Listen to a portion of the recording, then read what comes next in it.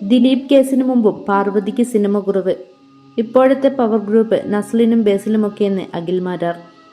Cinema committee റിപ്പോർട്ടിൽ ആരുടെയും പേരെടുത്തു പറയാത്തത് എല്ലാ താരങ്ങളെയും അധിക്ഷേപിക്കുന്നതിന് ഇടയാക്കിയെന്ന് സംവിധായകൻ അഖിൽ മാരാർ. നടിമാരെ മാത്രമല്ല, നടിമാരുടെ അമ്മമാരെയും ആക്ഷേപിക്കുന്ന സാഹചര്യമുണ്ടായി. റിപ്പോർട്ടിൽ എന്തെങ്കിലും ഉണ്ടോ എന്ന് ചോദിച്ചാൽ അതിൽ ഒന്നുമില്ലെന്നും മൂവി വേൾഡ് മീഡിയ എന്ന യൂട്യൂബ് ചാനലിന് നൽകിയ അഭിമുഖത്തിൽ അഖിൽ മാരാർ പറയുന്നു.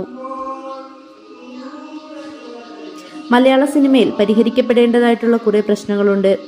പക്ഷേ എന്ത് പരിഹരിക്കണം, എവിടെ പരിഹരിക്കണം, ഏത് കാലഘട്ടത്തിൽ പരിഹരിക്കണം? 90 കാലഘട്ടത്തിൽ മലയാള സിനിമയിൽ ഒരുപാട് പ്രശ്നങ്ങൾ സംഭവിച്ചിട്ടുണ്ട്. പരാതി കൊടുത്തിരുന്ന ഒരു സ്ത്രീ 70 വയസ്സുള്ള ഒരു സ്ത്രീയാണ് എന്ന് കരുതുക. അവർ സിനിമയിൽ വന്നുള്ള കാലത്തുള്ള കാര്യമാണ് പറഞ്ഞതെങ്കിൽ ആ പ്രശ്നം പരിഹരിക്കപ്പെട്ടു കഴിഞ്ഞു. ഗ്രൂപ്പിനെ കുറിച്ച് പറയുന്നുണ്ടല്ലോ, ആരായിരിക്കും പവർ ഗ്രൂപ്പ്? പവർ ഉള്ളവനായിരിക്കും പവർ ഗ്രൂപ്പ്. അങ്ങനെ നോക്കിയാൽ മലയാള സിനിമയിലെ ഇപ്പോഴത്തെ പവർ ഗ്രൂപ്പ് ഒരുപക്ഷെ നസ്ലിനും ബേസിലുമൊക്കെ തൊട്ടു തുടങ്ങുന്ന പുതുതലമുറയിലെ ആളുകളായിരിക്കും. കാരണം അവരുടെ കയ്യിലാണ് പവർ. അവരുടെ കയ്യിലൂടെയാണ് സാറ്റലൈറ്റ് കച്ചവടം നടക്കുന്നത്. അവർക്കാണ് തീരുമാനങ്ങൾ എടുക്കാൻ കഴിയുന്നത്.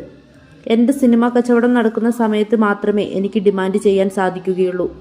ഒരു സംവിധായകൻ എൻ്റെ അടുത്ത് കഥ പറയാൻ വരുമ്പോൾ എനിക്ക് താല്പര്യമില്ല, നിങ്ങളുടെ കഥ ഞാൻ കേൾക്കുന്നില്ല എന്ന് പറയണമെങ്കിൽ എനിക്ക് പവർ വേണം.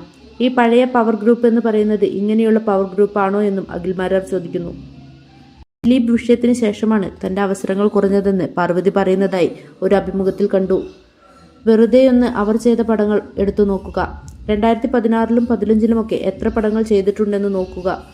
2012-ലും 2013-ലും ഒന്നും സിനിമയില്ലെന്നാണ് എനിക്ക് തോന്നുന്നത്. അതായത് എണ്ണം മുമ്പും കുറവ് തന്നെയാണ്. ഒരു 5 വർഷം കൊണ്ട് സിനിമ മാറിയെന്നും അഖിൽ മാരാർ കൂട്ടിച്ചേർക്കുന്നു.